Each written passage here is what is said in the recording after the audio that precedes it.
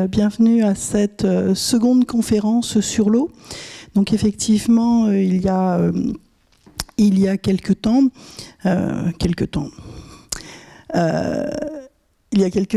on s'est positionné sur la notion de l'eau, l'importance de l'eau, faire prendre conscience le plus possible à l'usage que l'on en fait, à la préservation. Et on avait, il y a à peu près un an, créé un plan de sobriété eau. On avait fait à l'hiver le plan de sobriété énergie pour prendre conscience effectivement de tous les gestes qu'on pouvait être amené à mettre en œuvre et puis rappeler toutes les actions qui peuvent être faites, que ce soit de la rénovation énergétique, que ce soit plus de sobriété, que ce soit prendre conscience de la température, parce que souvent c'est quand on prend conscience de la température, on se dit il fait peut-être un peu trop chaud, on peut peut-être baisser un petit peu. Et sur la même logique, au printemps-été dernier, en juin, on a présenté au conseil municipal un plan de sobriété sur l'eau. Ce que nous souhaitions, c'était effectivement attirer l'attention, se dire il va commencer à faire, ou il continue à faire très beau. On a besoin de consommer de l'eau. Il y a peut-être une réflexion à avoir sur la collecte, la récupération d'eau de pluie. Il y a peut-être à avoir un usage plus raisonné ou raisonnable. Et dans cette logique-là, on a défini un certain nombre d'actions qui pouvaient être mises en œuvre. L'été est arrivé et on s'est dit finalement on a tous un petit peu peut-être oublié et on a souhaité se dire préparons cette fois-ci avec un peu plus de temps l'été et ouvrons un cycle de conférences pour effectivement se dire que l'eau c'est pas j'ouvre le robinet et hop il y a l'eau qui sort et puis finalement ça pas il n'y a pas d'autres importances, il n'y a pas d'autres choses. Donc on a, en février dernier, fait une conférence sur l'eau avec Auguste Giresse, sur l'eau de pluie. On vous a emmené faire une balade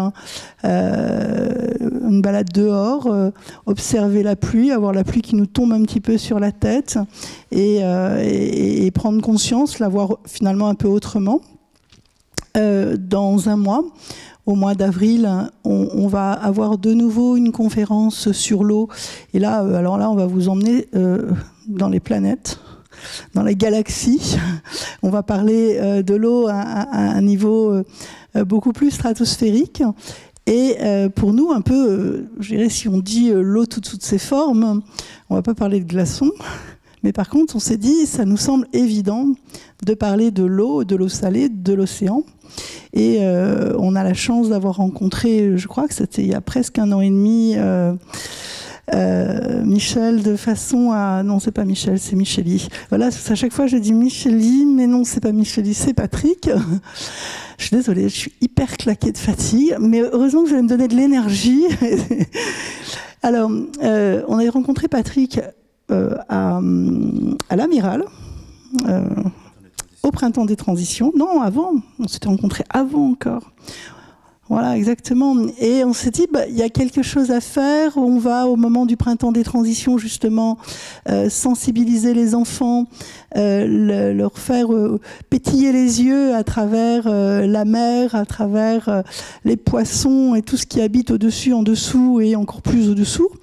Et bien évidemment, au moment où on a conçu ce cycle de 3 conférences, ça nous semblait totalement évident de vous mettre entre 2 moments d'eau douce. Et donc un grand merci. Patrick, je vais vous laisser du coup vous présenter l'association. Et puis on va d'abord écouter Patrick et puis ensuite on fera passer le micro et puis vous pourrez poser toutes vos questions. Voilà, merci beaucoup.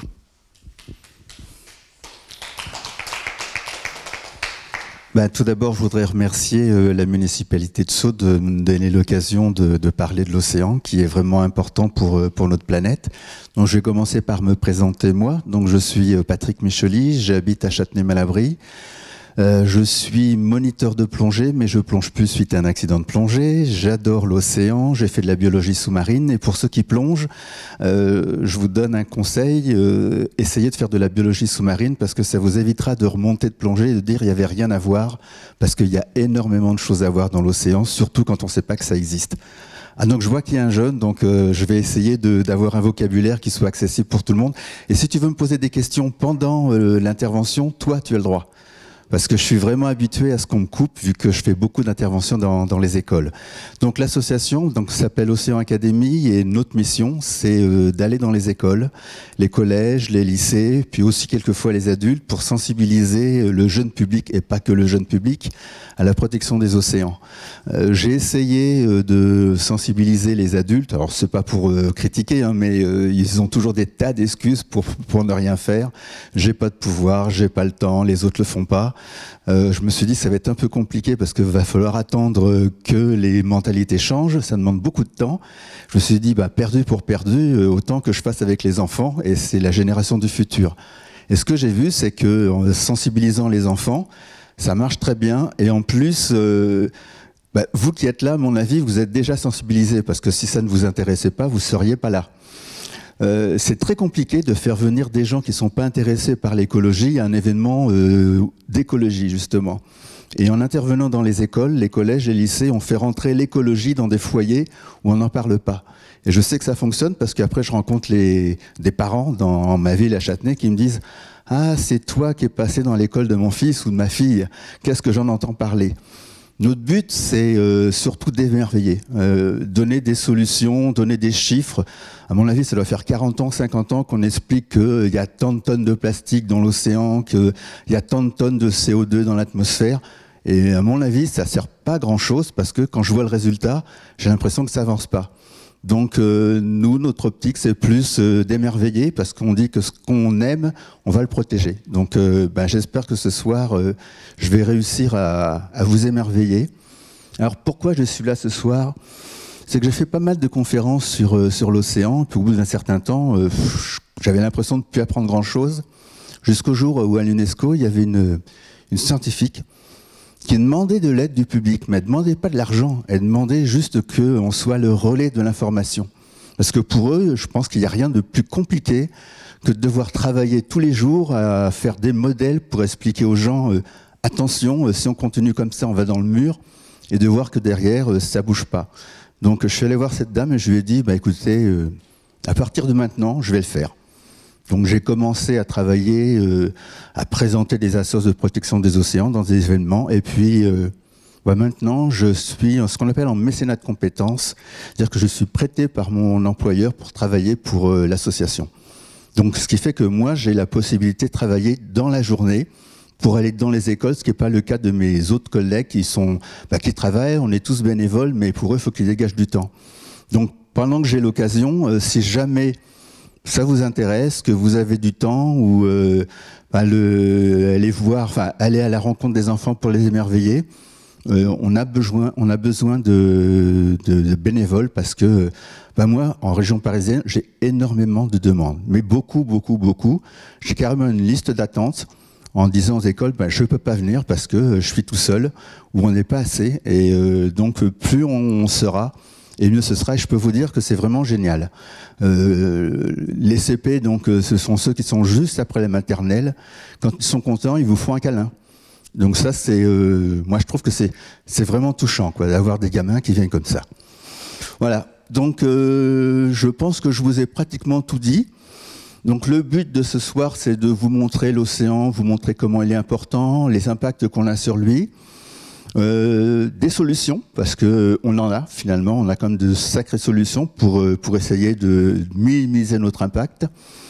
Un quiz sous forme de Kahoot, donc je ne sais pas si vous connaissez, je vous le présenterai à ce moment-là. C'est une application qui permet de faire un jeu en ligne et avec votre téléphone, vous pourrez répondre aux questions. Donc le Kahoot, ce sera le questionnaire, ce sera sur ce qu'on leur a vu.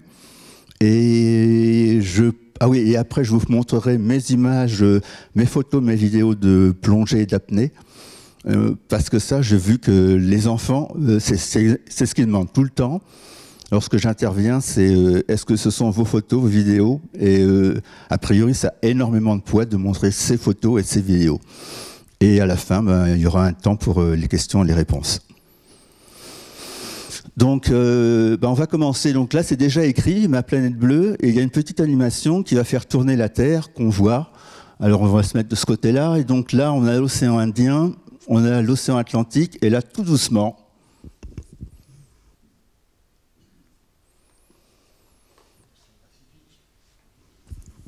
Exactement. On arrive sur l'océan Pacifique. Et ce qui est intéressant de voir sur cette image-là, c'est que l'océan Pacifique, ça prend pratiquement la moitié de la planète. Ce qu'il faut savoir, c'est que notre planète est recouverte à 71% par l'océan. Et vous avez eu des cycles de l'eau douce avant, vous allez avoir un cycle de l'eau douce après. 97% de l'eau qu'il y a sur Terre, c'est de l'eau salée, c'est de l'eau de l'océan. Donc on a donné des noms à ces différents océans, océan Indien, océan Pacifique, océan Atlantique, Antarctique et autres. Et je vais vous montrer que finalement, c'est un océan avec un énorme courant. Les caractéristiques de cet océan, donc comment est-ce qu'il s'est formé? On a 3 théories. Une théorie qui veut que ce soit des météorites chargés d'eau qui sont tombés pendant des millions d'années sur la Terre, qui ont amené l'eau. Une autre théorie qui veut que notre planète, au moment de sa naissance, contenait déjà de l'eau. Et finalement, la 3e théorie, c'est un petit peu des deux. Et donc, on pense, parce que ça, c'est pas encore une certitude. Alors oui, je pense que ça va être le leitmotiv dans ce que je vais expliquer, c'est que on ne sait pas, on suppose, on fait des hypothèses, parce que l'océan, on en est encore à découvrir des tas de choses. À chaque fois qu'on fait une exploration, on découvre des dizaines, voire des centaines de milliers de nouveaux organismes vivants. Et en gros, on pensait qu'on avait entre 1 à 2 millions d'espèces vivantes dans l'océan. Puis maintenant, on dit on en a peut-être 10. Et alors mes sources sont principalement des conférences. Et il y en a une à laquelle j'ai assisté en octobre, à Cherbourg, qui s'appelle Grand Océan. Et ça a été vraiment surprenant parce qu'il y a un scientifique qui a dit maintenant, on sait qu'on ne sait pas. C'est-à-dire qu'avant, ils ne savaient pas où ils allaient, mais maintenant, ils savent qu'ils ne savent pas. Parce que finalement, on a une idée de tout ce qu'on a encore à apprendre, alors qu'avant, c'était carrément le néant. La surface, là, on a vu l'océan Pacifique, qui est vraiment immense. Il faut juste se mettre en tête que l'océan Pacifique, il fait 165 millions de kilomètres carrés. Quand vous faites la somme de tous les continents, donc l'Amérique du Nord, l'Amérique du Sud, l'Europe, l'Asie, l'Afrique, l'Océanie, enfin l'Australie et l'Antarctique, parce que l'Antarctique c'est un continent, alors que le pôle Nord c'est pas du tout un continent, c'est juste une couche de glace avec un océan qui peut faire jusqu'à 4500 mètres de profondeur. Tout ça, ça fait 148 millions de kilomètres carrés. Donc, ça veut dire que tous les continents rentrent dans l'océan Pacifique. L'océan Pacifique, on va le voir, c'est l'océan des extrêmes. Le plus profond, le plus vieux. Le plus profond parce que c'est là où on va trouver la fosse des Mariannes. Alors, j'aime bien demander aux enfants quelle est la montagne la plus élevée sur Terre. Donc, la plupart du temps, ils me donnent l'Everest, c'est vrai. L'altitude, on ne sait pas trop. Donc, moi, j'arrondis toujours à 9 km. La fosse des Mariannes, elle fait 11 km de profondeur. Donc ça veut dire que vous prenez l'Everest, vous le mettez entièrement dans la fosse des Mariannes et il vous reste encore 2 km. Donc c'est vraiment énorme.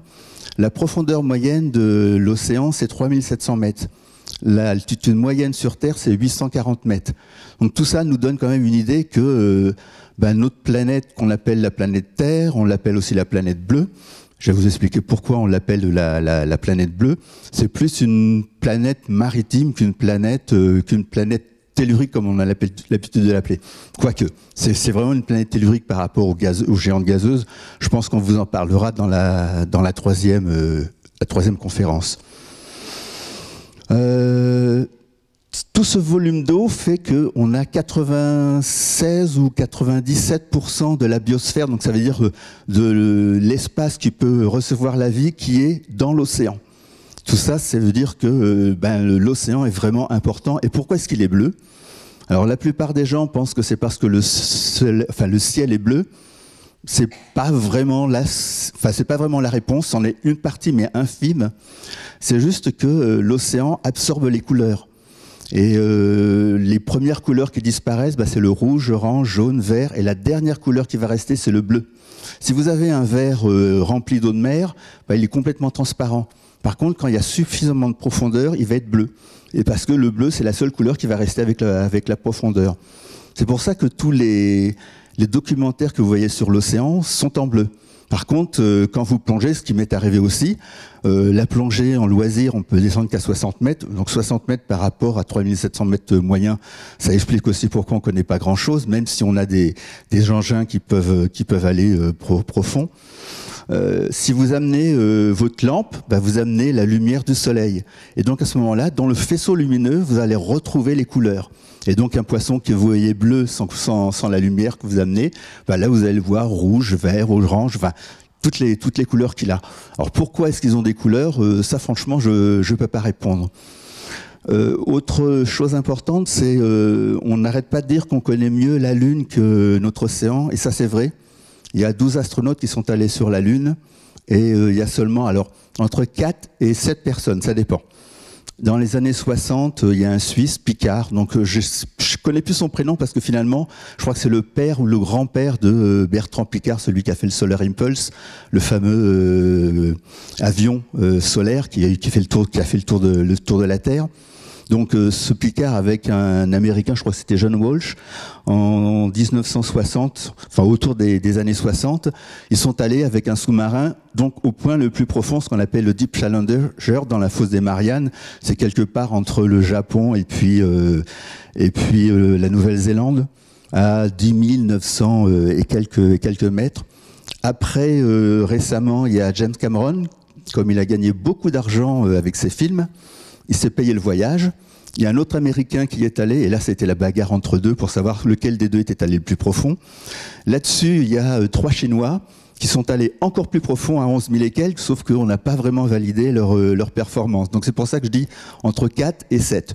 Mais de toute façon, ça fait moins que le nombre de personnes qui sont allées sur la Lune. On estime qu'on a exploré 5% de la surface, des fonds sous-marins. Bon, ce qui m'inquiète un peu, c'est que maintenant, on a trouvé des modules polymétalliques. Et là, je pense que ça va encore aller un peu plus vite, mais on ne saura pas forcément tout. Alors, une petite frise chronologique. Si tu as des questions, n'hésite pas. Hein. Tu m'interromps pas. Rapidement, il y a 4,6 milliards d'années, la Terre s'est formée. Mais 4,6 milliards d'années, c'est rien par rapport aux 14 milliards à partir du Big Bang. C'est-à-dire qu'il y a quand même eu un certain temps avant que notre système solaire se mette en place. Il a quand même fallu 1 milliard d'années pour que la vie apparaisse. Tout ça grâce à ce qu'on appelle des stromatolites. Ce sont des concrétions calcaires qui ont été faites par des bactéries qui, il y a très longtemps, donc, ont créé notre atmosphère parce que ce sont les premiers organismes qui ont fait la photosynthèse. Donc à partir de ce moment-là, photosynthèse veut dire production de dioxygène.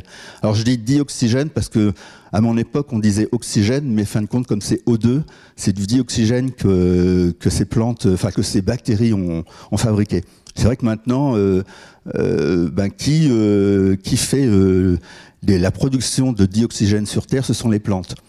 Et avec ce que je viens de vous dire, là, avec la planète qui est recouverte à 71% par l'océan, avec une profondeur... ce qui est surtout important, c'est jusqu'à quelle profondeur on a de la lumière, parce que les plantes font de la photosynthèse que s'il y a de la lumière.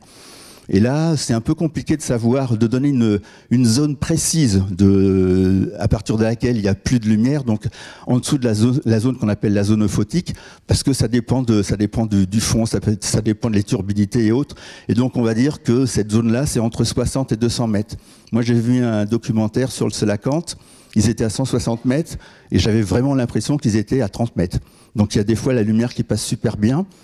Tout ça pour dire que toute cette quantité de végétaux qu'il y a dans la mer, notamment les algues qui font de la photosynthèse, font que l'océan est le 2e poumon de la Terre, si ce n'est le premier. Parce que les forêts nous donnent un peu moins de 50% et l'océan nous donne un peu plus de 50% de dioxygène. Donc finalement, vous avez une respiration sur 2 que vous devez à l'océan. Donc il y a 700 millions d'années, les méduses sont apparues. Donc les méduses sont là depuis très très très très longtemps. Et si j'oublie pas, je vous raconterai comment les méduses arrivent à s'adapter et comment elles vont bien profiter de tous les désordres qu'on est en train de faire dans l'océan. Ensuite sont arrivés les ancêtres des requins. Donc ancêtres des requins, ce qu'il faut... je n'entre pas dans le détail, si jamais vous posez la question, je le ferai à ce moment-là. 350 millions d'années, les ancêtres des batraciens. Les dinosaures sont apparus ensuite il y a moins de 133 millions d'années. Déjà, moi, ce qui m'a étonné, c'est que dans ma jeunesse, ce qu'il y avait de plus vieux, c'était les dinosaures. Ce qu'il faut comprendre, c'est qu'il y a eu énormément de vie avant l'arrivée des dinosaures. Les premiers mammifères ils arrivent il y a moins de 220 millions d'années. Alors j'ai rajouté monotrème parce que pour beaucoup, les mammifères ne pondent pas d'œufs. Et ça, c'est faux. Justement, les monotrèmes sont des mammifères et ils pondent des œufs. Donc on a créé vraiment un groupe exprès pour ces trois. Enfin, il y a l'ornithorynque et deux espèces d'échidnés qui pondent des œufs, mais qui ont des glandes mammaires. Et finalement, ce qui permet de définir un mammifère, c'est les os qu'on a dans l'oreille interne. L'enclume, le marteau et l'étrier, c'est vraiment une caractéristique exclusive des mammifères. Les dinosaures ont disparu il y a 66 millions d'années. C'est faux. Parce que des dinosaures, vous en voyez tous les jours, il en existe encore, parce que les oiseaux sont des dinosaures.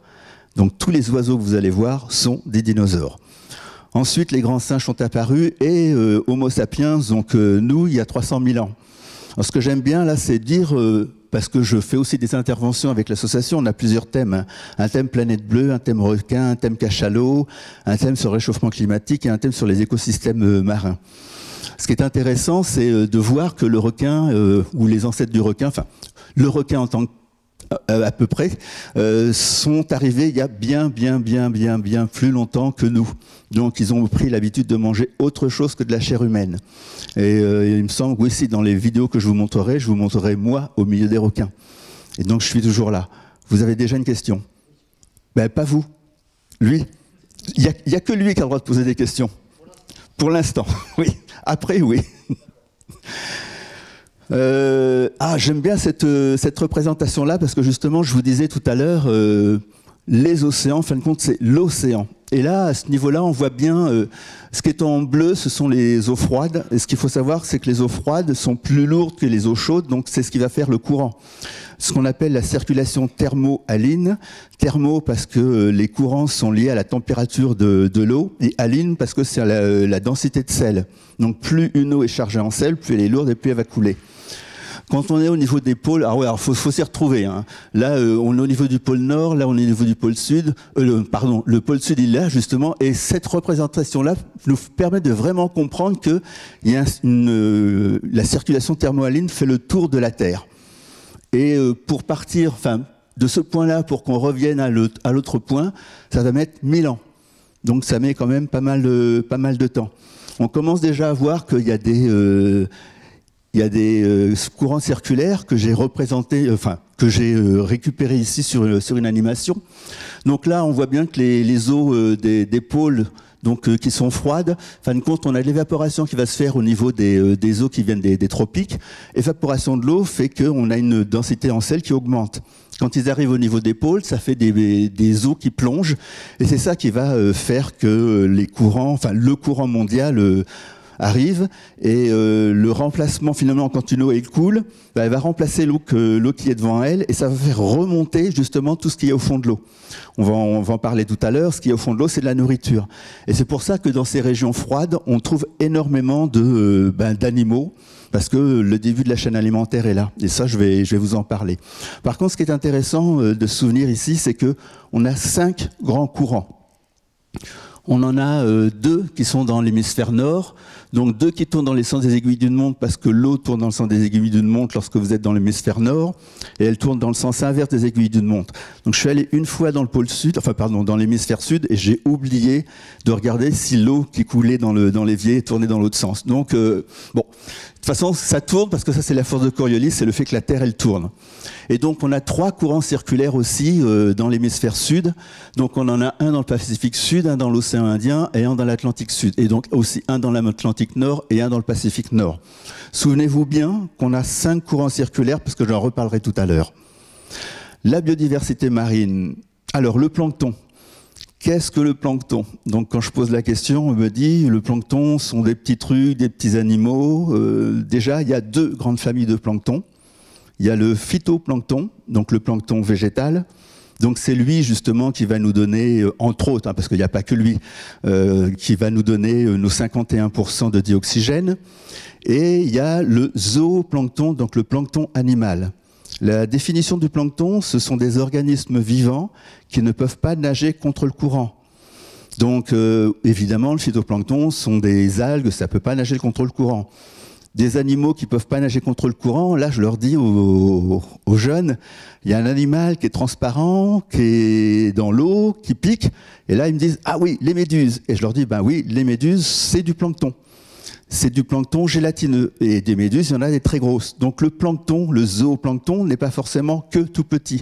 Il est majoritairement petit, mais des gros animaux comme les méduses, c'est aussi du plancton. Et ce qui est très très très important, c'est que le phytoplancton est à la base de notre chaîne alimentaire, enfin de la chaîne alimentaire de l'océan. C'est-à-dire que sans phytoplancton, ben, on n'a pas de zooplancton, parce que le zooplancton mange le phytoplancton. Ce zooplancton est mangé par des petits poissons, qui sont mangés par des poissons plus grands, et ainsi de suite, et ainsi de suite. Justement, je viens de commencer à vous en parler, ce qu'on appelle la chaîne trophique ou la chaîne alimentaire. Donc là, on a de représenter le phytoplancton, donc le plancton végétal, qui est mangé par le zooplancton, qui est mangé par des petits poissons. Il y a aussi les oiseaux. Là, c'est ce qui est vraiment surprenant, c'est l'océan qui héberge des animaux qui respirent dans l'eau, enfin qui respirent dans l'océan, des poissons parce qu'ils ont des branchies, qui héberge aussi des mammifères marins comme les cétacés. Alors les cétacés, ce sont des mammifères marins qui ne peuvent pas aller sur Terre. Il y a les autres mammifères marins comme les pinnipèdes qui sont les phoques, les otaries, qui eux peuvent aller sur Terre, mais qui ne peuvent quand même pas respirer dans l'eau. Donc, puis il y a des serpents aussi qui peuvent pas respirer dans l'eau. Donc les oiseaux, tout ce beau monde-là, ça vit dans l'océan. Et quelque chose qui est vraiment très spécifique à l'océan, c'est le seul endroit où vous allez trouver des animaux fixés.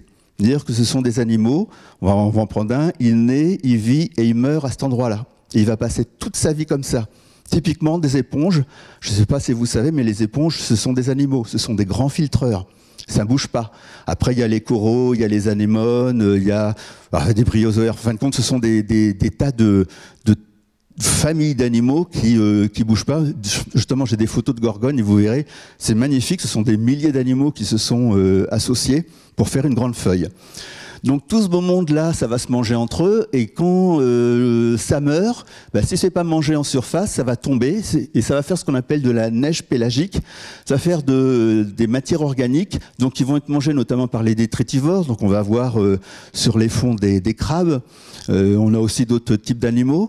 Mais ce qui est bien, c'est que on appelle ça une chaîne alimentaire parce que chaque espèce, c'est le chaînon de la chaîne. Et qu'est-ce qui se passe si jamais sur une chaîne il y a un maillon qui s'ouvre ou qui se casse? La chaîne se casse. C'est un peu pareil pour notre chaîne alimentaire, sauf que bien sûr il y a plein de chaînons en parallèle, mais indépendamment de ça, elle est vraiment fragile. Et on dit que c'est une chaîne parce que finalement, donc là on l'a vu, les maillons sont là, les animaux meurent, ça fait la neige pélagique qui va nourrir le phytoplancton. Donc on a bien une chaîne qui s'est mise en place, qui est un peu plus compliquée que la chaîne qu'on a sur Terre, parce que finalement à un moment tout ça va avoir une vie planctonique. C'est-à-dire que les autres poissons, s'ils sont pas dans les coraux, ils sont en pleine eau, parce que c'est ce qu'on appelle la zone, enfin la vie pélagique, ce sont des poissons qui vont vivre en pleine eau, qui vont jamais aller près des côtes. Et donc ces poissons pondent des œufs, et ces œufs vont être emmenés par le courant. Donc ça fait aussi partie du plancton. Et donc à un moment, ces futurs prédateurs vont se faire manger par leur proie. Donc ça c'est assez spécifique de l'océan. Alors un système perturbé, justement, je viens de vous en parler.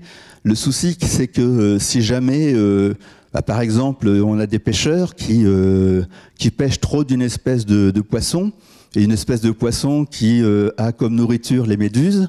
Si on en pêche trop, on arrive à ça. On a pêché trop de poissons qui mangent les méduses, et on arrive à un excès, une surpopulation de méduses. Alors, dans la conférence à laquelle j'ai assisté en octobre, là, il y avait une spécialiste des méduses. Alors, ce qui est bien, c'est que dans l'océan, il y a des spécialistes, mais qui sont vraiment pointus dans un domaine. Et ce qui est génial, c'est que quand il y a des conférences comme ça, ils s'écoutent les uns les autres et ils en apprennent. Parce que je vais pas arrêter de vous le dire, c'est très compliqué. Modéliser le fonctionnement de l'océan, alors là, on en est loin. Quand il y a certaines personnes qui se disent, tiens, on va rajouter du fer dans l'océan parce qu'on s'est rendu compte que ça permettait de multiplier le nombre de... alors les diatomées, ce sont des algues qui sont un petit peu spécifiques parce qu'elles sont lourdes. Et on va voir que ce sont un bon piège de carbone. Mais s'amuser à modifier quelque chose qu'on ne connaît pas, qu'on ne comprend pas, c'est un peu dangereux. Et heureusement, pour l'instant, ils sont en train de freiner des cas de fer, mais on ne sait pas où on va aller. Et donc cette dame-là, elle était en train de parler de la gélification de l'océan. Gélification de l'océan, ça veut dire que à terme, on risque d'être submergé par les méduses. Et je vous expliquerai tout à l'heure pourquoi. Il faut juste que je n'oublie pas de vous en parler. Les coraux. Alors, les coraux, c'est beau, c'est fragile, et ça rend d'énormes services aux poissons et à l'homme aussi. Alors, pourquoi est-ce que les coraux sont des routes? Pourquoi ce sont des hôpitaux? Pourquoi ce sont des crèches? Pourquoi ce sont des dortoirs? Finalement, quand vous voyez les coraux, ça peut ressembler à une espèce de rocher avec des tas d'infractuosité. Nous, en plongée, on appelle ça des patates de corail. Patates parce que justement, ça n'a pas une forme définie, ça peut avoir n'importe quelle forme. Mais ça permet notamment aux poissons de se cacher et d'aller d'un point A à un point B, tout en restant cachés dans les coraux, voire passer dessous, parce que j'ai fait des photos justement pour montrer ça. Ils passent dessous et comme ça, ça leur fait une route un peu sécurisée. Pourquoi est-ce que c'est un hôpital? Si vous plongez, vous aurez peut-être la chance, si vous allez sur des barrières de corail ou des endroits où il y a des coraux, de voir qu'il y a des poissons nettoyeurs. Il n'y a pas que des poissons nettoyeurs, il y a aussi des crevettes nettoyeuses. Et les poissons viennent là pour se faire nettoyer. Et on a des photos où on voit des poissons perroquets, donc qui sont des poissons des tropiques, qui ont les dents toutes sales parce que finalement ils mangent les coraux. Et il y a des poissons nettoyeurs qui viennent pour leur nettoyer les dents. Il y a des poissons nettoyeurs qui viennent pour nettoyer les ouïes des poissons. Donc ça, on le voit, les ouïes des poissons, il va passer à l'intérieur, il va nettoyer les branchies. Je vous rappelle que les branchies, ça permet aux poissons de respirer. Donc si les branchies sont pleines de parasites, c'est pas évident. Et puis comme j'explique, les poissons, ils n'ont pas de mains, ils n'ont pas de gants, ils n'ont pas de brosse à dents. Donc ils sont bien contents de trouver des poissons nettoyeurs. Donc il y en a toutes les tailles des poissons nettoyeurs. Il y en a des tout petits pour nettoyer les petits poissons, il y en a des plus grands pour nettoyer les gros poissons. Et puis quand on me dit mais qui nettoie les poissons nettoyeurs, les petits poissons nettoyeurs vont nettoyer les autres. Et il y a vraiment un moment où, ça je l'ai vu, il y a des poissons qui sont petits nettoyeurs et plus grands, ils ne seront plus nettoyeurs. Donc il y a un moment de leur vie où ils nettoient les autres. Pourquoi est-ce que c'est une crèche? Les poissons, alors ça dépend lesquels, certains poissons vont pondre leurs œufs dans les coraux. Et là, ça surprend beaucoup les enfants quand je leur dis mais les mamans, elles s'occupent pas des poissons, elles s'occupent pas de leurs petits, elles pondent les œufs, elles s'en vont. Ah bon, mais qu'est-ce qu'ils font? Après, ils sont dans les coraux, ils se protègent comme ils peuvent justement des prédateurs, et puis quand ils sont assez grands, ils sortent des coraux. Pourquoi est-ce que c'est un dortoir? Donc là, ça semble assez évident, c'est qu'il y a plein de poissons qui vont se cacher justement dans les coraux pour pas se faire manger la nuit. Vous avez notamment le poisson perroquet qui, lui, va faire une espèce de mucus, une espèce de gelée, qui va faire toutes les nuits, dans laquelle il va s'envelopper de manière à ce que son odeur ne soit pas perçue par ses prédateurs, notamment le requin. Et ce qu'il faut savoir, c'est que par contre, si vous plongez, vous voyez votre poisson perroquet, vous le dérangez, il va sortir de sa bulle et il ne refera pas de bulle.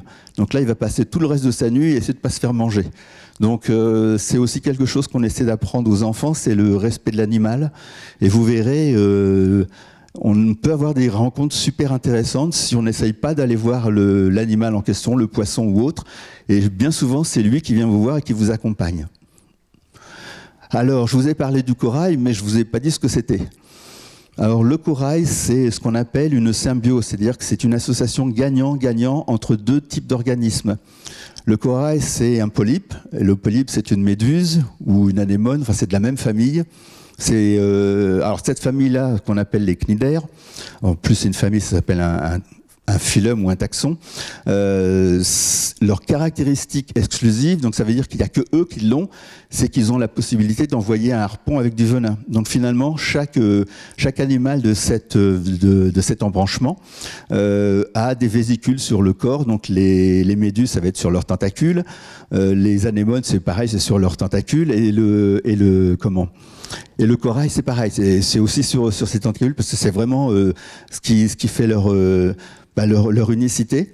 Et à l'intérieur, donc ces petites vésicules, il faut comprendre que c'est un espèce d'harpon qui est enroulé, un harpon creux avec du venin. Et il y a un cil. Et dès que vous touchez ce cil, ça dévagine le harpon qui va partir, qui va s'en aller dans sa proie ou n'importe quoi, parce que finalement, si la méduse est en train de se promener sur un rocher, elle va envoyer ses harpons sur le rocher. Ça va pas servir à grand chose, mais de toute façon, la méduse, ça fait longtemps qu'elle est là, sauf qu'elle n'a pas d'yeux, elle n'a pas de cœur, elle n'a pas de système sanguin, mais ça ne lui empêche pas de vivre depuis très longtemps, bien plus longtemps que nous. Donc c'est vraiment le propre de tous ces animaux. Le corail, c'est la même chose. Il y a des coraux qu'on appelle du corail de feu, et c'est pas pour rien. C'est pour ça qu'on évite de toucher ce qu'il y a dans l'eau, parce que dans la mer, on peut très facilement se faire piquer, se faire brûler, parce que le corail de feu, ça brûle. Mais c'est pas des histoires. J'ai des collègues de plongée, ils ont touché le corail de feu, ils sont revenus avec des cloques. Pareil, il y a aussi des vers de feu, même punition, même combat, puis des tas de poissons, et justement j'en ai mis un en photo. Si vous ne le voyez pas, vous mettez votre main dessus, c'est un petit peu comme la vive, sauf que lui, il a encore plus d'épines. Donc le corail, c'est un animal, le polype, qui est associé avec une algue qu'on appelle la zooxanthelle. Et cette algue, c'est elle qui va donner la couleur au corail. Donc il y a des algues bleues, vertes, rouges, jaunes, et c'est celle qui va donner la couleur au corail. Une algue, donc, c'est un végétal. Le végétal fait de la photosynthèse. Et tous les végétaux, lorsqu'ils font de la photosynthèse, fabriquent du sucre. Et donc, l'association du polype, l'animal, avec cette algue fait que l'algue va faire de la photosynthèse, va donner du sucre à son hôte, donc le polype. Et le polype, c'est lui qui va créer le squelette en calcaire. Donc, il va faire l'espèce de roche. Donc, le corail, c'est un animal, c'est un végétal et un minéral à la fois. Alors, je vous ai parlé de la base de la chaîne alimentaire avec le phytoplancton. Et ça, je pense que vous allez peut-être aussi en entendre parler avec les planètes. Parce qu'on a découvert dans les années 76-77, c'était des géologues, je crois, qui voulaient prouver la théorie de la tectonique des plaques en expliquant que, notamment au niveau de la dorsale océanique de l'Atlantique qui s'écarte. Fin de compte, donc l'Atlantique s'écarte, il grandit, et le Pacifique rétrécit. Enfin bon, c'est de quelques centimètres par an, donc on a un peu de temps avant que ça change. Ils ont découvert justement des cheminées qu'on appelle des fumerolles dans les abysses. Ce qui se passe, c'est que là où justement il y a ces fameuses dorsales, il y a l'eau de mer qui va s'infiltrer dans la croûte terrestre, qui va aller au contact du magma, de la chaleur, et qui va remonter. Et quand cette eau remonte, elle va emmener avec elle des minéraux. Et à ce moment-là, on a des bactéries qui vont faire ce qu'on appelle de la chimiosynthèse, qui vont fabriquer de la matière organique. Et cette matière organique, après, ça va être la nourriture pour des crevettes, pour des crabes, pour des vers qu'on voit ici. Donc des vers qui sont dans des tubes, et ces vers-là peuvent faire plus de 2 mètres. Donc c'est une vie qui existe. Là, les températures sont extrêmes. On arrive à 350, 400 degrés. Alors vous dites, 350, 400 degrés, comment c'est possible? L'eau, elle bout bien avant. Sauf que là, on a des profondeurs de 4000, 5000, 6000 mètres. La pression fait que on peut avoir de l'eau à ces températures-là. Donc à cette température-là, il n'y a pas d'animaux. Par contre, juste à côté, on va avoir justement toute une foule d'animaux qui sont là. Et ça a vraiment été une découverte, parce qu'on pensait que la vie ne pouvait être issue que de la photosynthèse. Donc là, on découvre que la vie peut exister en dehors de la photosynthèse. Tout à l'heure, je vous ai parlé de la chaîne alimentaire avec les neiges pélagiques. Ça permet de nourrir des animaux qui sont dans le fond de l'océan, qui vont manger une fois tous les je ne sais trop combien, quand il y a une carcasse de baleine qui tombe. Une carcasse de baleine qui tombe, je pense qu'ils ont un super odorat, ils sont capables de manger, puis faire la diète après pendant quelques mois, peut-être même quelques années. Mais là, on parle vraiment d'un écosystème à part, qui a été découvert. Et je pense qu'on vous en parlera parce qu'à partir de ce moment-là, on s'est dit, tiens, on peut avoir de la vie sans le soleil. Ça veut potentiellement dire que toutes les lunes qu'on a extraterrestres, dans lesquelles on sait qu'il y a de l'eau, maintenant, on pense qu'il peut vraiment y avoir de la vie parce qu'il n'y a pas besoin de soleil pour que la vie se développe.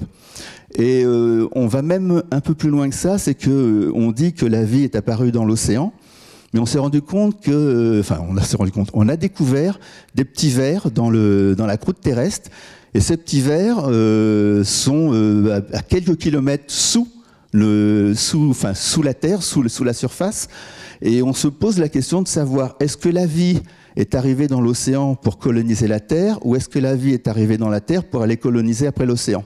Donc pour l'instant, la question est ouverte. Autre question aussi, je vous ai dit tout à l'heure que notre planète avait de l'eau et que on savait pas si, on pense que les poulpes, c'est les météorites pendant des centaines de millions d'années qui sont tombés sur la Terre et notre planète qui avait de l'eau à l'intérieur. On sait qu'il y a de l'eau dans notre Terre, sauf qu'on ne connaît pas la quantité. On sait qu'il y en a et on estime qu'il y a entre 1 fois et 10 fois le volume de l'océan qui est actuellement. Donc il y a peut-être 10 fois le volume de notre océan qui est dans la Terre.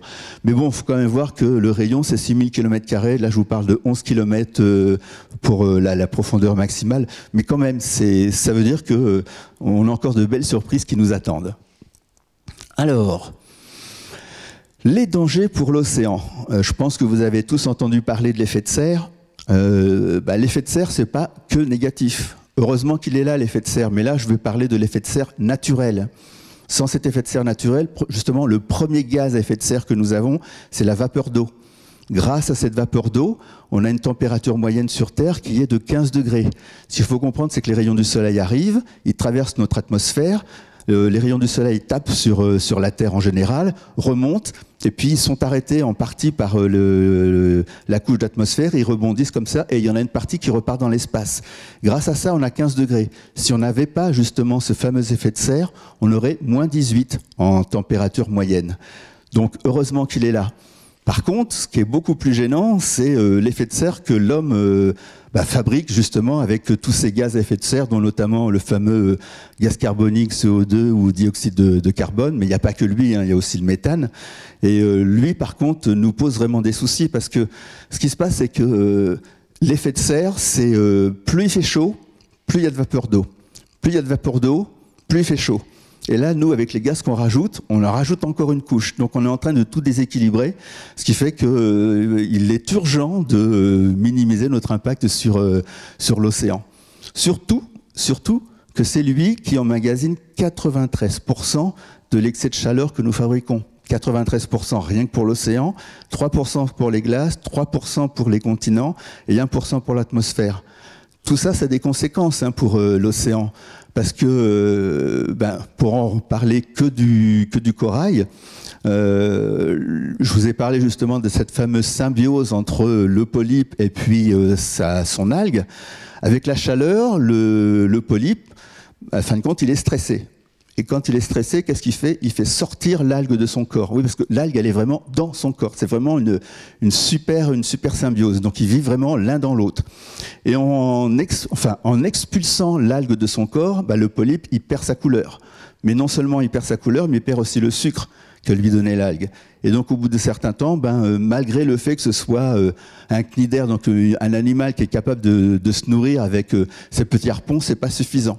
Donc là, on a l'algue sortie du corps du polype qui va se faire manger par les herbivores, et puis le polype qui va mourir.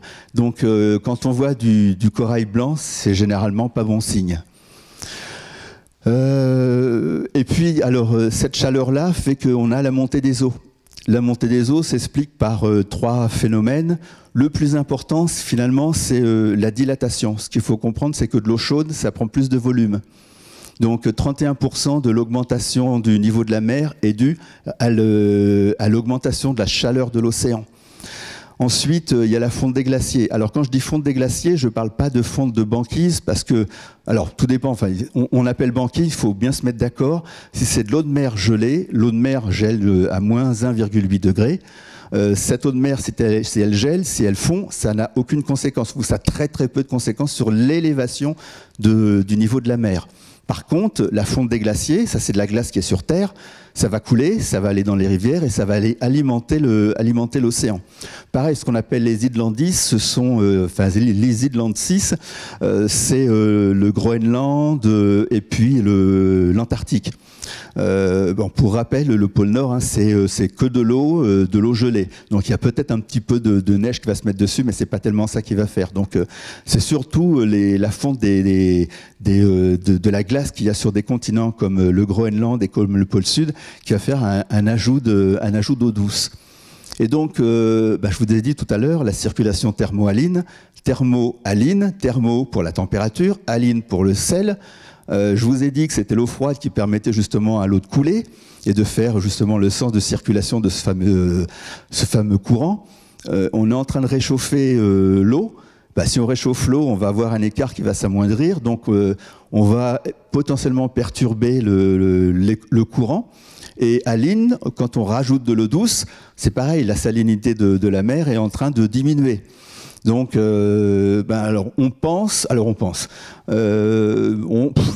on connaît pas tout, donc on a pas mal de théories, mais on sait que ça va pas dans le bon sens et que la circulation pourrait potentiellement s'arrêter, mais s'inverser, non, mais enfin s'arrêter, se ralentir déjà, et puis éventuellement s'arrêter. Et on posait toujours la question sur le Gulf Stream. Lui, le Gulf Stream, finalement, il est un petit peu à part. Donc, c'est un courant qui va partir des Caraïbes pour aller, pour passer devant, au large de la France, et puis aller vers le pôle Nord. Sa force, ce qui lui donne justement son déplacement, c'est le vent. Donc, 70% justement de son déplacement est grâce au vent. Et là, ce que disaient les scientifiques, c'est que tant qu'on aura du soleil, donc qui va faire des différences de température au niveau de l'atmosphère, qui va créer les vents, et tant que la Terre tournera, on aura justement la force suffisante pour faire avancer le Gulf Stream. Mais par contre, pour la circulation thermo-haline, c'est un peu plus problématique. Alors, l'acidification de l'océan. Ce fameux CO2, gaz à effet de serre qu'on a en excès, fait qu'il est au contact de l'océan. Alors l'océan, c'est déjà un énorme puits de carbone, c'est-à-dire qu'il va capter le carbone par...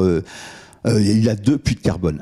Un puits de carbone biologique qui est fait avec les algues qui font de la photosynthèse, donc qui absorbent du CO2, et quand ces algues tombent, les fameuses diatomées, qui sont des grosses algues, elles tombent et ça fait un piège et ça va aller au fond de l'océan et ça va piéger le CO2 pendant pas mal de temps.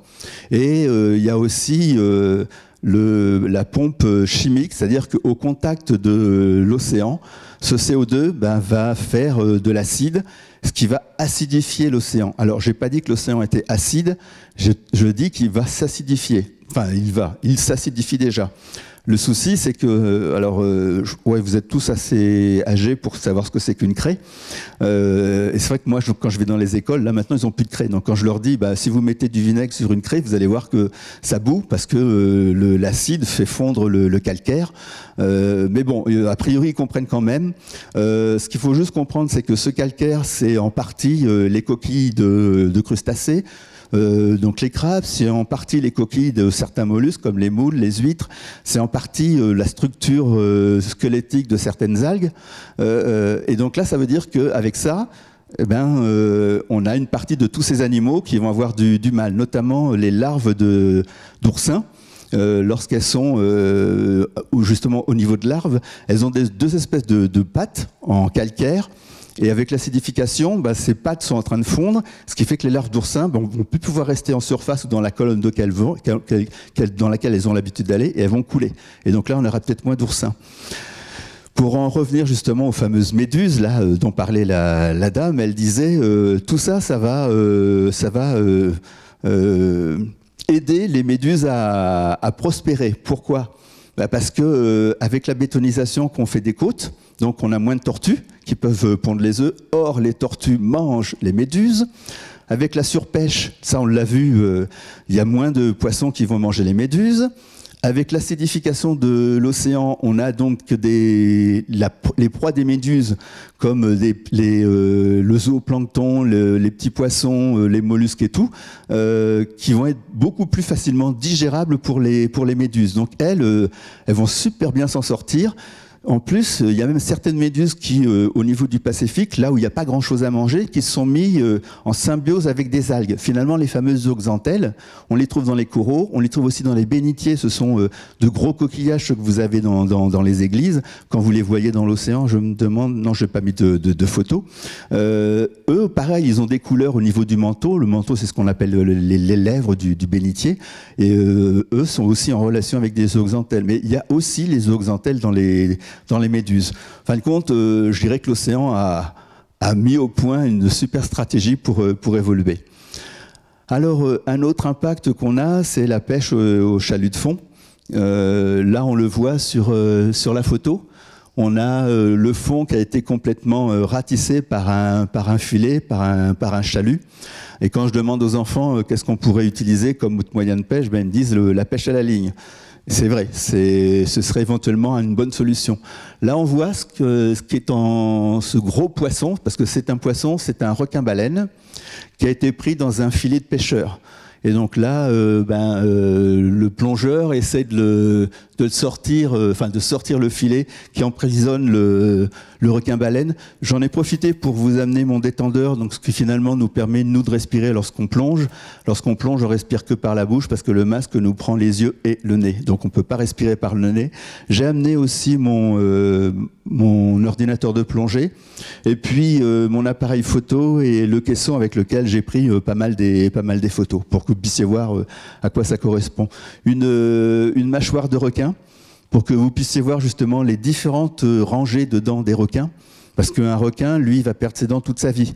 Comment est-ce que ça se passe? C'est qu'en ayant plusieurs rangées de dents, la dent de devant tombe, et celle de derrière va le remplacer, ça fait comme un tapis roulant. Et donc les requins ont 3, 5, 7 rangées de dents. Il y a 537 espèces de requins, parce qu'on en a découvert une il y a peu de temps, et on en découvrira encore d'autres. Et donc ça, c'est vraiment une caractéristique des requins, et j'ai aussi amené quelques dents de requins. Et des bouquins aussi sur l'océan. Pour rester sur les requins, on en tue des millions chaque année, et notamment pour faire de la soupe d'aileron de requin. Donc la soupe d'aileron de requin, c'est... Alors moi je trouve que c'est vraiment aberrant parce que bon, c'est vrai que c'est culturel, hein, mais c'est juste pour donner une texture à la soupe, ça n'a pas de goût. Donc on pourrait très bien utiliser des algues pour donner cette fameuse texture. La médecine, donc là, si vous allez dans les pharmacies, les parapharmacies, je suis sûr que vous allez trouver des médicaments à base de cartilage de requin. Notamment, on dit que ça va vous soigner votre arthrose. Moi qui en ai, je peux vous dire que je sais que c'est pas efficace parce que les médecins me l'ont dit.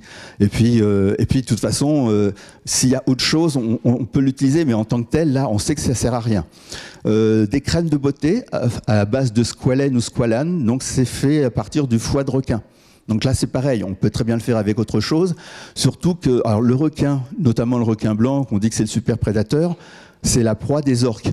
Les orques, alors eux, ce sont vraiment les super prédateurs parce qu'ils mangent les requins blancs. Non, ils ne mangent pas les requins blancs, ils mangent le foie du requin blanc, que le foie, parce qu'a priori, c'est un mets de choix. Et puis, les orques aussi mangent les cachalots. Même les adultes. Donc lui, l'orque, il est vraiment au-dessus. Et puis on fait aussi de la maroquinerie avec de la peau de requin. Parce que la peau de requin, c'est comme du papier de verre, hein. C'est loin d'être lisse, mais ça permet justement aux requins de mieux glisser dans l'eau. On fait ce qu'on appelle du biomimétisme, c'est-à-dire qu'on on analyse les performances de certains animaux, de certaines plantes, les bénéfices qu'on peut en tirer. Et là, on a vu qu'en mettant de la peau de requin sur les avions, ça permettait d'économiser du carburant. Parce que finalement, quelque chose de lisse, c'est moins aérodynamique que quelque chose de un petit peu... un petit peu granuleux.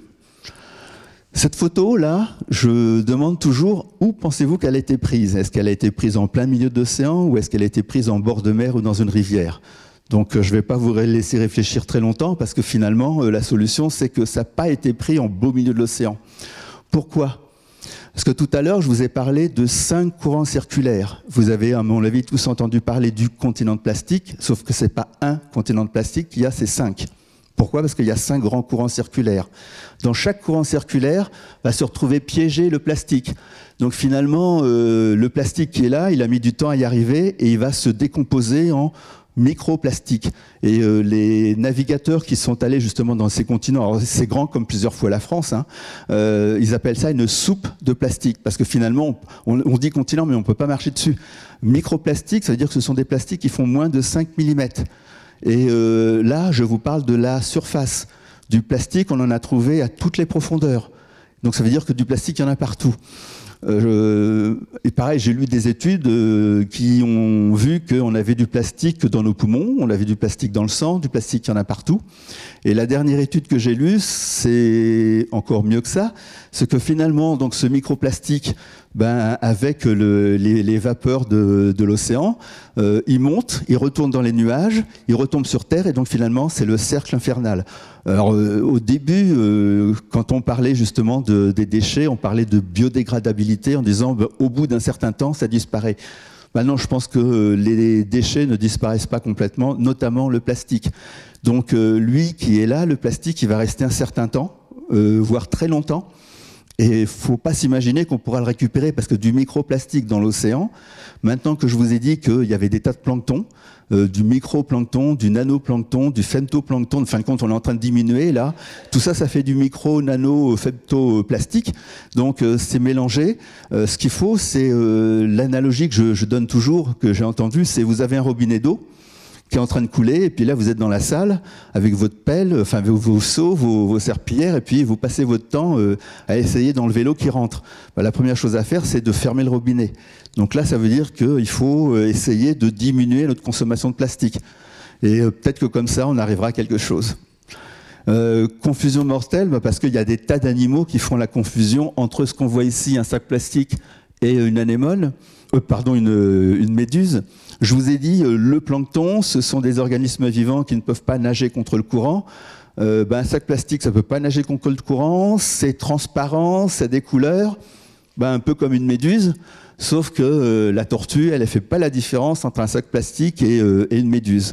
Et donc on se retrouve avec, alors notamment les tortues, mais il n'y a pas que les tortues qui mangent les sacs plastiques. Finalement, dans la chaîne alimentaire, non, je ne vais pas vous raconter ça parce que je vais vraiment finir par vous démoraliser. Alors, un seul mégot, ça pollue 500 litres d'eau. Donc, évitez de jeter ces mégots dans les caniveaux, parce que de toute façon, ces mégots-là, ils vont finir dans des... Alors, c'est vrai que c'est pas évident, parce que pour l'instant, on ne sait pas traiter correctement le mégot. Quand on le brûle, les filtres ne sont pas forcément étudiés pour arrêter toutes les fumées. Et le mégot devrait devenir un déchet toxique dans quelques temps, ce qui fait qu'il va falloir le mettre dans des endroits spécifiques, parce que là, on sait déjà recycler les mégots, les mélanger avec d'autres produits toxiques et en faire du mobilier urbain. Donc, on a déjà des solutions pour ça. Alors, comment pouvons-nous agir ? La bonne nouvelle, c'est que c'est super facile d'agir pour l'océan, parce que tout finit dans l'océan.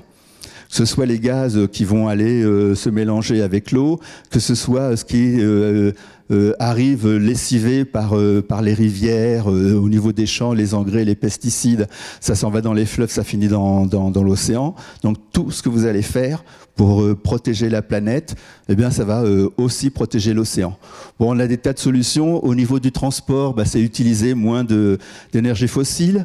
Au niveau de vos achats, je vous l'ai dit, évitez le plastique, utilisez le vrac. Au niveau de l'énergie, c'est pareil, utilisez moins d'énergie, peut-être avec l'isolation. Enfin, on a des solutions pour ça. Faites vos produits ménagers. Bon, voilà, il y a des... Ah oui, la crème solaire, c'est intéressant, parce que finalement, on le sait peut-être pas, mais certaines crèmes solaires, alors on le dit, moi j'en sais rien parce que je mets jamais de crème solaire, donc j'ai pas ce souci-là. Mais a priori, il y a des crèmes solaires qui abîment moins les récifs coralliens. Moins de poissons. Alors ça, c'est, je dirais, le volet le plus facile pour nous, pour justement minimiser notre impact sur l'océan. Alors, je ne sais pas si vous connaissez les AMAP, c'est l'Association pour le maintien d'une agriculture paysanne. C'est-à-dire que vous commandez à un paysan qui est à moins de 150 km de chez vous des produits qui sont issus d'une agriculture bio. Je sais qu'il y a une AMAP à Sceaux parce qu'on a c'est le même paysan le même agriculteur qui nous livre. L'AMAP de la mer, c'est Poiscaille. Donc, Poiscaille, c'est un site de vente en ligne de poissons qui sont pêchés par des pêcheurs artisans français qui utilisent des engins de pêche à moindre impact sur l'environnement. Ça veut dire que vous n'allez pas acheter du poisson qui vient de l'autre bout de la planète, vous allez acheter du poisson qui n'aura pas été pêché par de la pêche industrielle, parce que la pêche industrielle, c'est vraiment ce qu'il y a de plus mortifère pour l'océan. Alors déjà, manger moins de poissons, parce que je pense qu'on nous lit déjà depuis pas mal de temps. Manger moins de protéines animales, donc manger moins de poissons et le manger mieux. Des moules et des huîtres plutôt que des crevettes, parce que ce qu'il faut savoir, c'est que les crevettes à l'étranger, on rase des mangroves justement pour faire de l'élevage de crevettes. Les moules, les huîtres, ce sont des filtreurs, donc tout ce que vous risquez à la limite, c'est d'avoir une maladie parce que elles auront filtré. De toute façon, c'est ce qui se passe en France, dans le bassin d'Arcachon et tout. Dès qu'il commence à y avoir des bactéries, on vous dit stop. Là, on peut pas les consommer. Les poissons carnivores d'aquaculture, donc je pense que vous avez entendu parler du bar, du saumon, de la dorade. Le souci, c'est qu'on leur donne des antibiotiques. Il y a une forte concentration, donc ça pollue les eaux. Poissons herbivores peut-être, mais en fin de compte, moi je préfère vraiment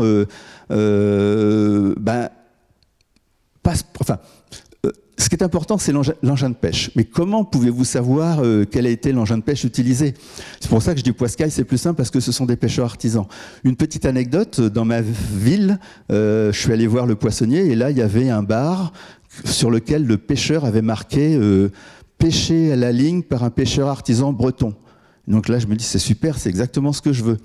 Puis je regarde l'étiquette qu'avait mis le poissonnier et sur l'étiquette, alors les étiquettes sont réglementaires, on est censé mettre le nom latin du poisson, le lieu de pêche et l'engin de pêche.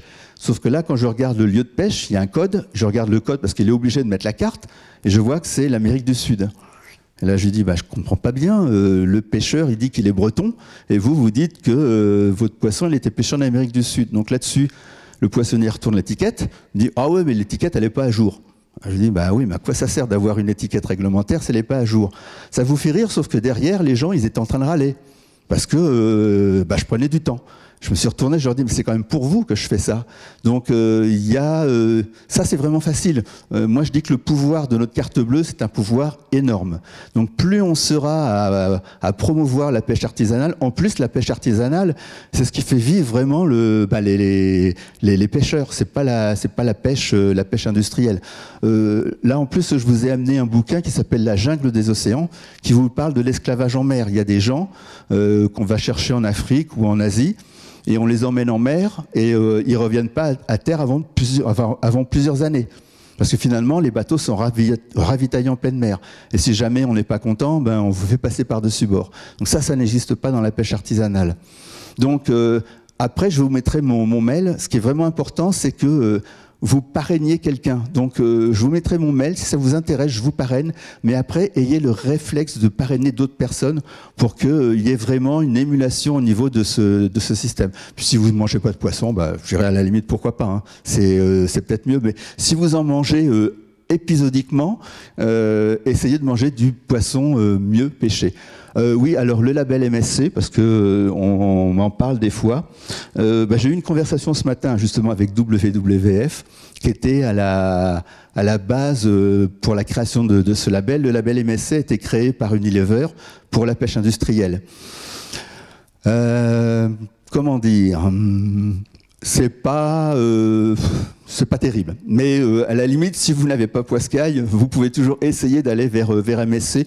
Mais tous les labels, en fin de compte, ça vaut pas grand-chose. Je pense que vous avez entendu parler des scandales qu'il y a eu avec le label rouge et puis le porc et tout. On s'est rendu compte que le label rouge, ça voulait pas dire grand-chose, surtout pour le bien-être animal.